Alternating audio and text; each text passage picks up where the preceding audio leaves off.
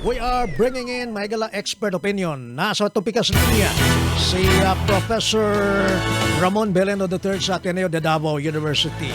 From Naga. Nas Naga si Prof. Ron. Prof, mayong buntag, sir. Good morning. Yes, magandang umaga din sa lahat naman nakikinig. Opo. Sir, unang tanong ko po, gusto ko pong kunin, sir, ang inyong reaction po dito po naman sa July 24 second sona ng ating presidente. From your perspective, sir, outsider looking in, what do you expect key points that the president will delve on? Yeah, actually ang mga una niyang titingnan would be yung mga sinabi niya nung last niyang sona for example, yung what happened dun sa economy, itong kanyang agrarian reform loans, itong tourism, calamity response, COVID pandemic response, etc. So I think i-highlight niya yung mga yung mga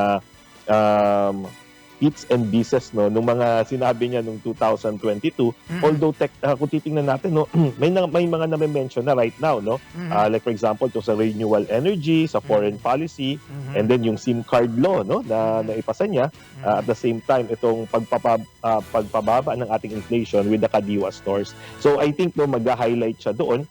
I-highlight din niya yung strength ng kanyang administration, which is actually itong itong relationship niya with the present Congress kasi nga may super majority siya dito sa Congress. Opo. So nakita natin na 6 out of 42 na kanyang mga priority bills naipasa ng Kongreso.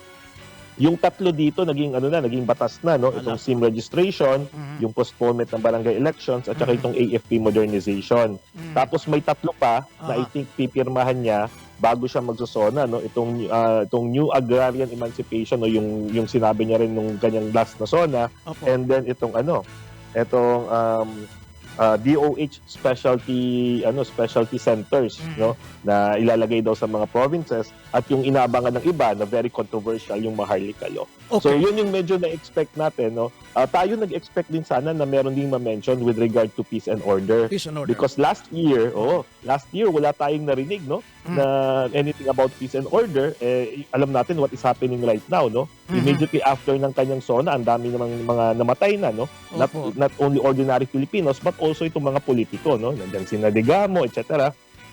And then itong how do we address itong inflation natin especially with the food crisis. At Yes, ito na-mention niya ito sa last sona niya, yung with regard to the fresh water supply. Okay. Right now Yes, sir. right now medyo may problema may problema ang Metro Manila with the fresh water supply. Okay. So Sir, I hope na meron tayong maririnig tungkol doon.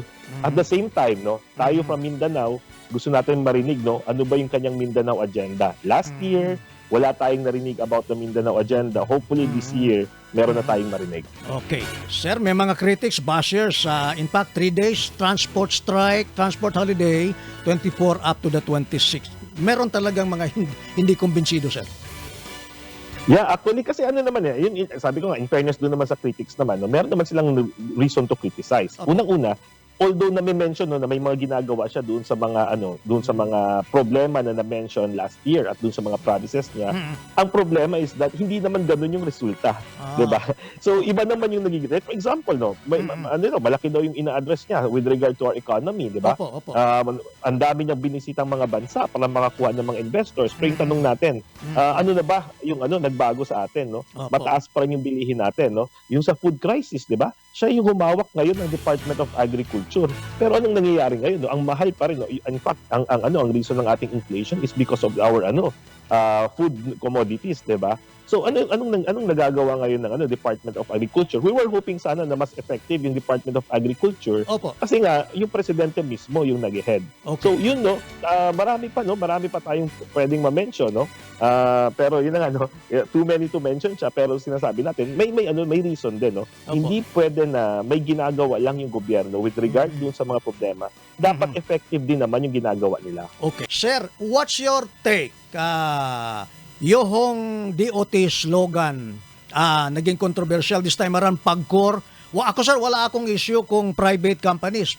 Pero these are agencies, government agency, and I think GOCC ang PAGCOR, using millions of pesos of money. What's your take, sir?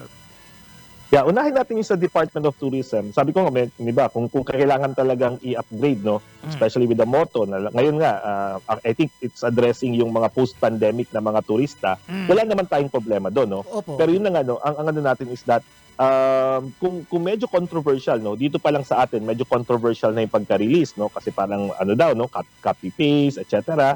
Plagiarize yung ano, hindi original. Yun, malaki yung problema natin, no. Yun. Ako nga, sabi ko, kung ganun kalaki, no, I think almost 50 million yung ginastos nila. Bakit Oo. hindi na lang natin i-improve, di ba?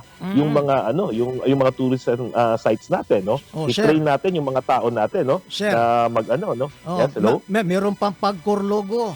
Yeah. 3 million ba daw ito?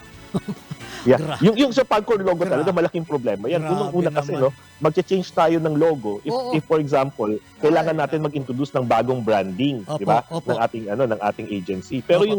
yung Pagcor, bakit kailangan mag-introduce ng bagong branding?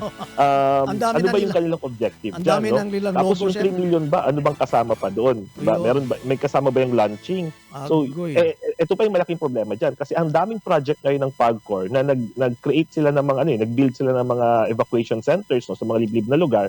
So, anong gagawin natin? Babaguhin ba din natin yung mga logo na nakaprint doon sa mga buildings na yun, di ba? Yes, So, sir. hindi lang siya mere printing, no? At saka yung ano din, hindi natin makuha yung meaning nung nung logo na parang okay naman yung lumang logo. So sa English nga may kasabihan tayo, if Opo. ain't broke, why fix it, no? So hindi Opo. natin makuha yung point na sa tourism pa, sa DOT, makuha natin ba't kailangan magbago ng motto. Yun lang, improve lang nila yung pag-launch. Pero ito dito sa Pagcor, hindi natin maintindihan bakit kailangan magbago ng logo. Ayan. Okay. Yan, naubusan ako ng tanong, sir. Hanggang sa susunod na lang siguro, sir. Maraming salamat po, Prof. Thank you very much. From Naga, sir.